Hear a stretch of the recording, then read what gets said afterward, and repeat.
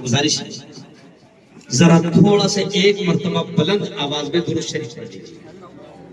اللهم صل على سيدنا وشفيعنا وحبيبنا ومولانا محمد وعلى آل سيدنا ومولانا محمد وبارك وسلم. أعوذ بالله من الشيطان الرجيم. بسم الله الرحمن الرحيم.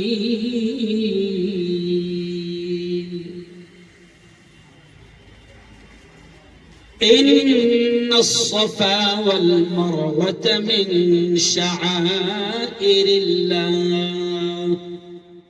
صدق الله العظيم. آج کی بہت ہی پاکیزہ مجلس میں تشریف فرما جناب مصطفیٰ فاروق صاحب، الحاج عبدالکریم سالار صاحب، عرفان بھائی ممبر، مقدر جناب سید اصغر علی صاحب اور میرے دوست قربان ممبر اور بڑی تعداد میں سب لوگ یہاں پر موجود ہیں. یہ ظاہر بات ہے کہ ایک افتتاحی تقریب ہے، یہ کوئی بیان کی محفل نہیں، لیکن مصطفیٰ فاروق صاحب نے ایک آیت جب اپنی بات میں پیش کی تو وہی آیت میرے دماغ میں گھومنے لگی. سر، جو لوگ وہاں جاتے ہیں اور صفا اور مروہ یہ جو دو پہاڑیاں تھیں جہاں پر دوڑی تھی حضرت اسماعیل علیہ السلام کی والدہ محترمہ، صفا اور مروہ، اس پہاڑی کے ابتدا میں یہ آیت لکھی ہے جہاں سے سعی شروع ہوتی ہے. اور اس آیت کا ترجمہ کر کے میں آگے بڑھ جاؤں گا کہ اللہ کہتا ہے ان الصفا والمروۃ من شعائر اللہ، کہ بے شک صفا اور مروہ یہ دونوں پہاڑیاں اللہ کہتا ہے یہ بھی اللہ کے شعائر ہیں، نشانیاں ہیں. ایک عظیم کہانی ہے اور بلکہ ایک ایسی حقیقت ہے کہ جس کو اکثر بیان کیا جاتا ہے.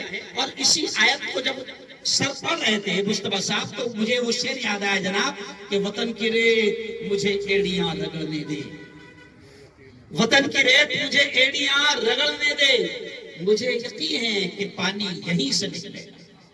آج ابھی سر نے بھی ایک بات کہی، میں ایک مفتی ہونے کے ناطے آپ کو یہ بات بتا دوں کہ حج ارکان اسلام میں سے ایک رکن ہے. جیسے توحید، روزہ، نماز، تو ایسے ہی ایک رکن ہے حج. اور یہ فرض ہے اس شخص پر اللہ نے جس کو وہاں تک جانے کی جسمانی اعتبار سے بھی طاقت دی ہو اور مالی اعتبار سے بھی طاقت دی ہو، اس پر حج فرض ہے، فرض ہے. اور ابھی عمرے کا ذکر ہو رہا تھا کہ اب عمرہ کو جانے کا رواج ہو گیا، حج کا بھی ذکر ہوا. بڑی اچھی بات مصطفیٰ صاحب نے بھی کہی، سر نے بھی کہی اور رؤوف جناب نے بھی کہی کہ یقیناً بہت سارے لوگ ایسے ہیں جو اہم فرائض کو چھوڑ کر عمرہ کی طرف لگے ہوئے ہیں. کچھ لوگ ایسے ہیں جو ہر سال عمرہ، کچھ لوگ ایسے ہیں جو ہر 2 سال میں عمرہ. منع نہیں ہے، لیکن پھر میں یہ کہہ رہا ہوں کہ حج اور عمرہ یہ یقیناً عبادت ہے، لیکن ہم کو ترجیحات کو بھی سمجھنا پڑے گا کہ پہلے کیا چیز ضروری ہے. حج اگر اللہ نے فرض کیا تو یقیناً سب سے پہلے حج فرض ہے. بلکہ ایک بات یاد آ گئی، کہتے کہتے کچھ لوگ سوچتے ہیں کہ نہیں، بیٹے کی شادی فرض ہے، بیٹے کی سیونگ فرض ہے. تو یہ غلط مسئلہ ہے لوگوں کے دل و دماغ میں کہ بیٹی کی شادی فرض ہے. یہ بالکل غلط مسئلہ ہے. اگر حج کا سیزن آ گیا اور اللہ نے آپ کو جسمانی طاقت بھی دی اور اتنا روپیہ پیسہ بھی دیا، استطاعت بھی دی کہ آپ حج کو جا سکتے ہیں، تو آپ پر پہلے بیٹی کی شادی فرض نہیں بلکہ آپ پر حج فرض ہے. اور حج کتنا عظیم فرض ہے کہ آپ اندازہ لگائیں. پیارے نبی نے فرمایا کہ جو حج کی طاقت ہوتے ہوئے بھی حج نہ کرے، بڑے خطرناک الفاظ ہے. پیارے نبی نے فرمایا کہ من لم یمنعه حاجت ظاہرہ او مرض حابس او سلطان جائر فلم یحج فلیمت ان شاء یہودیا و ان شاء نصرانیا. کہ پیارے نبی نے فرمایا کہ اگر کسی شخص کو کوئی خطرناک بیماری نہ ہو, کوئی خطرناک مجبوری نہ ہو, یا کوئی ظالم حکومت اس کو حج سے جانے سے نہ روکے, وہ جا سکتا ہو. اور پیارے نبی کہتے ہیں پھر بھی اگر وہ حج کو نہ جائے ساری طاقت ہونے کے باوجود, تو بڑے سخت جملے ہیں. پیارے آقا نے فرمایا کہ پھر وہ یہودی ہو کر مرے, عیسائی ہو کر مرے, کرسچن ہو کر مرے, کافر ہو کر مرے, مجھے اس کی کوئی پرواہ نہیں. یعنی اللہ سفارش, اللہ کے نبی کہتے ہیں میں اس کی شفاعت بھی نہیں کروں گا, سفارش بھی نہیں کروں گا. حج فرض ہے, کئی لوگ حج کو نہیں جا رہے. اچھا آج کے زمانے میں سر حج کوئی بہت بڑا مسئلہ نہیں ہے. کیوں حج کمیٹی سے جا رہا تو کتنے لگ رہے ہیں اصغر بھائی؟ 3.5-4 لاکھ. یہ حد ہو گئی 5 لاکھ. ٹور سے جا رہا 5, 5.5, 6 لاکھ. کیوں؟ میں نے جمعہ میں اس دن بیان کیا عیدگاہ میں حج کی اہمیت پر, تو ایک صاحب جو آدھے بیان کے بعد آئے ہوں گے تو بعد میں مجھ سے پوچھتے مفتی صاحب میں کیسی کا سمجھوں کہ میرے پہ حج فرض ہو گیا. تو میں نے اسی سٹائل میں ان سے پوچھا, میں نے کہا مال آ رہا؟ تو بولے ہاں آ رہا. تو بولے اللہ بلا رہا, مگر تو پلاٹ پہ پلاٹ اٹکا رہا. نہیں سمجھے؟ مال آ رہا تو بولے ہاں آ رہا. تو میں نے کہا اس کا مطلب اللہ بلا رہا مگر تو پلاٹ, ارے بولو, بنا رہا, اٹکا رہا. نہیں. اور میرے یارو اگر رہنے کو گھر ہے, ساری ضروریات کے باوجود اللہ نے حج کو جانے کی طاقت دیا تو حج فرض ہو گیا, فرض. اور آج سے 2 سال پہلے جب عمرے کا رواج بہت چل رہا تھا تو میں نے جو جمعرہ بیان آتا ہے, جمعرات کے دن لائیو پوری دنیا میں دیکھا جاتا ہے, ایک مرتبہ اس پر میں نے عنوان یہ رکھا تھا کہ حج فرض ہے عمرہ نہیں. یہ جان پوچھتا میں کیا, کیونکہ لوگ کیا کر رہے سر, حج نہیں کر رہے, عمرہ کر رہے. اور میں نے بیان میں ہی بولا کہ کچھ بچے ماں باپ کے ساتھ گیم کر رہے. نہیں سمجھ, ماں باپ کے ساتھ گیم کر رہے بچے. بڈھا بڈھی کو 70, 80 ہزار میں دونوں کو عمرے کو بھیجا دیا. اگر بڈھا بڈھی عمرے کو چل گئے تو بعد میں آٹومیٹک کو حج کو جانے کا نام ہی چلے دے. 2 چیز ان کے دماغ میں بیٹھ جاتی, ارے باپ رے عمر میں اتنی خطرناک تکلیف تھی تو حج میں کتنی ہوگی, پہلی چیز. اور دوسری بات, بھائی تو جانا پڑتا, عمرے میں جا گئے تھے حج کو بھی نہیں. یہ غلط خیال ہے. حج فرض ہے, حج فرض ہے. اب عمرے کے اللہ نے طاقت دیا تو بالکل جاؤ, لیکن اگر اور کچھ ضرورت نہیں, اگر آپ کا پڑوسی, بلکہ ابھی ایک جملہ میں کہہ رہا ہوں کہ اگر آپ کے پڑوس میں کوئی ایسے غریب بچی ہے کہ جس کی شادی کا انتظام نہ ہو, اور اگر آپ 60-70 روپے, 1000 روپے لگا کر اگر اس کی بہترین انداز میں شادی کرا دیتے ہیں, یقین مانو اللہ عمرے سے بھی زیادہ اس کا ثواب آتا ہے. اب آخری بات سنیے, افتتاح الاقصی ٹور کا یقیناً نام بہت بڑا پیارا ہے, اور پیارے نبی نے یہ بھی فرمایا کہ ناموں کے اثرات پڑتے ہیں. میں ٹور کے, دیکھو ایک دم دل کی بات بول رہا خاندیشی میں, میں ٹور کے افتتاح میں کہیں آتا نہیں. اس کے پیچھے کا بیک گراؤنڈ ہے, کیونکہ 2-3 ٹور کے افتتاح میں گیا تو بعد میں جب تکلیف آئی تو لوگوں نے بولا مفتی صاحب اس کے پاس تمہارا فوٹو تھا. نہیں سمجھا, اس نے ڈی پی پہ کیا لگایا تھا, اس گانا تمہارا فوٹو لگایا تھا. تو میں جاتا نہیں, لیکن ایک کامل ہے نا, تو جو اپنی مراٹھی کی کہاوت ہے مورتی لہاں, میں بہت تھکا کر دلی سے آیا, لیکن کامل سے میں نے کہا کہ میں یقین مانو 99% آؤں گا. میں نے کامل سے کہا, اور پھر خوشی ہو گئی کہ یہاں پر ان حضرات سے ملاقات ہو گئی.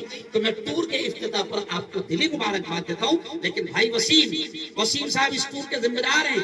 انہوں نے مجھ سے کہا کہ مفتی صاحب میں مائک پکڑتا ہی نہیں ہاتھ میں, ریڈ بھی تم ہی بول دو, سمجھ رہا, تو ریڈ جو بھی ہے وہ آ جائیں گے. لیکن وسیم بھائی نے مجھ سے کہا کہ ایک اعلان ضرور کر دو کہ اس ہفتے میں جو بھی بکنگ کروائے گا اس کو 5000 روپے کی اسپیشل آفر چھوٹ. اب وسیم بھائی میں آپ سے کہوں گا کہ یقین مانیے سارا دار و مدار نیت. بخاری شریف کی پہلی حدیث کیا ہے جب بخاری شریف حدیث کی وہ کتاب ہے کہ جس کے بارے میں یہ کہا جاتا ہے اصح الکتب بعد کتاب اللہ الباری هو الصحیح البخاری، کہ کتاب اللہ کے بعد زمین پر سب سے صحیح کتاب کسی کو مانا جاتا ہے تو بخاری کو مانا جاتا ہے۔ اس بخاری کی پہلی حدیث ہے انما الاعمال بالنیات، یہ سارے اعمال کا دار و مدار نیتوں پر ہے۔ میں وسیم بھائی آپ سے کہوں گا، اور جتنے ٹور والے ہیں، میرا پیغام صرف یہ نہیں، میں وائرل مفتی ہے جائیں گا، وہ سب طرف جائیں گا پیغام میرا، تو میں سارے ٹور والوں سے یہ کہوں گا کہ یہ تجارت بھی ہے اور عبادت بھی ہے، یہ تجارت بھی ہے عبادت بھی ہے۔ اب اگر صرف تجارت کی نیت سے کرو گے تو جب ہجرت کا حکم ہوا تھا نا، صحابہ کو جب ہجرت کا حکم ہوا تھا کہ مکہ چھوڑ کر مدینے چلے جاؤ، تو اس وقت کی ایک حدیث یہ بھی ملتی ہے کہ پیارے نبی نے فرمایا تھا کہ مدینہ جو جس نیت سے جائے گا اس کو وہی ملے گا۔ تو اب آپ اگر صرف تجارت کی نیت کر رہے ہیں، یقیناً آپ کی تجارت ہوگی، نو ڈاؤٹ، لیکن آپ عبادت کی بھی نیت کر لیں، اللہ کریم آپ کو تجارت بھی دے گا اور عبادت کا ثواب بھی دے گا۔ آپ یہ سمجھ کر کوشش کریں کہ یہ جو آ رہے ہیں جا رہے ہیں نا میرے ساتھ ٹور میں، اب یہ جملہ دھیان دیں کہ جو اللہ کے گھر کو جاتے ہیں، حدیث میں آتا ہے وہ اللہ کے مہمان ہوتے ہیں۔ کس کے مہمان؟ زور سے بولو ایک بار، اللہ کے مہمان۔ اور اللہ کے مہمانوں کو اگر کوئی ستائے تو، اللہ کے مہمانوں کے ساتھ میں کوئی فراڈ کرے تو، اللہ کے مہمانوں کی کوئی بے عزتی کرے تو، اللہ کے مہمانوں کو تکلیف دے تو کیا اللہ چھوڑے گا؟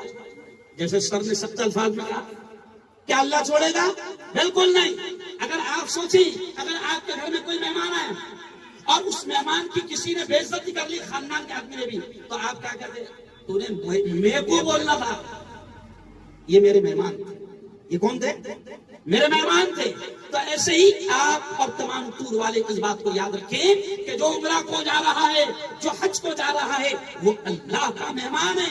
اللہ کے مہمان کی قدر کرنا، اسی سوچ کو لے کر کہ یہ اللہ کا مہمان ہے، تو یقین مانو وسیم بھائی، اللہ آپ کی تجارت میں بھی برکت دے گا اور اللہ آپ کو عبادت کا بھی ثواب دے گا۔ میں پھر دل کے گہرائیوں سے مبارکباد دیتا ہوں۔ کامل میں اور کون ہے یہاں پر تمہارے ساتھ؟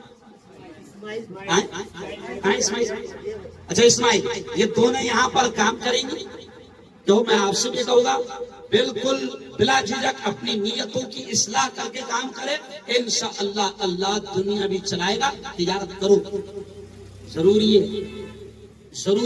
ابھی حج ہاؤس میں پچھلے پیر کو پروگرام ہوا، پورے مہاراشٹر کے علماء جمع تھے، مولانا ارشد مدنی کے فرزند حضرت مولانا اظہر مدنی آئے، تو انہوں نے علماء سے کہا، کسی نے چھڑا ذکر کا ہے تجارت کے مثلا اپنی کس نے چھوڑا، تو علماء سے انہوں نے کہا کہ اگر تم چاہتے ہو کہ مسجد کے ممبر پر کھڑے رہ کر حق بولو تو تم اتنے زبردست انداز میں تجارت کرو کہ تم مسجد کی تنخواہ کے محتاج نہ رہو، پھر تم حق بول پاؤ۔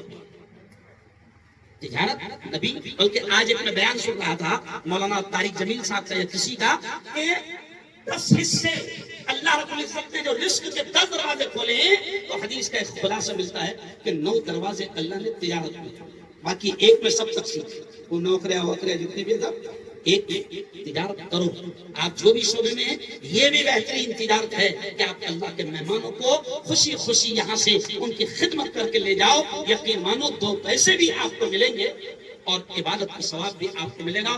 بہت بہت مبارکباد کہ الاقصی ٹورز اینڈ ٹریولز کا آج ہمارے ہاتھوں سے افتتاح ہونے جا رہا ہے۔ ہم بھائی وسیم صاحب کو ان کا ہیڈ آفس، اور الحمدللہ الاقصی یہ جو برانچ ہے جو فیس بک میں کھولی جا رہی ہے، یہ برانچ ہے، اور یہ اورنگ آباد میں 2005 سے، وسیم بھائی 20 سال سے چل رہا ہے، 2005 سے، یعنی 20 سال 2005 سے یہ اورنگ آباد میں چل رہا ہے، اور یہ اس کی برانچز ہے، اور انڈیا میں کئی جگہ اس کی برانچز ہے۔ میں مبارکباد دوں گا آپ کی پوری ٹیم کو، اور اسپیشل میں آپ سے یہ اپیل کروں گا کہ یہ ہمارا گاؤں ہے، سمجھ گیا، یہ ہمارا گاؤں ہے، اس لیے آپ اسپیشل ان کے ساتھ سے معاملہ رکھیں، اور ہم بھی بہت اسپیشل ہیں۔ مبارکباد، اللہ خوب خوب قبول کرے، اور اب میں چاہوں گا کہ دعا کر لیں۔ ہاں وہ سپاہی یہ دیکھو جتنے بیٹھے نا سب رتی مہارتی، اس میں سے ایک بھی جا کے آیا آپ کے ساتھ میں اور صحیح خدمت اس کو ملی تو یہی پرچارہ کریں گے تمہارے. تو بس میں چاہوں گا دعا کر لیں ہم اور آخری میں وہ ریبن کاٹنے کی فارمیلٹی ہم پوری کریں.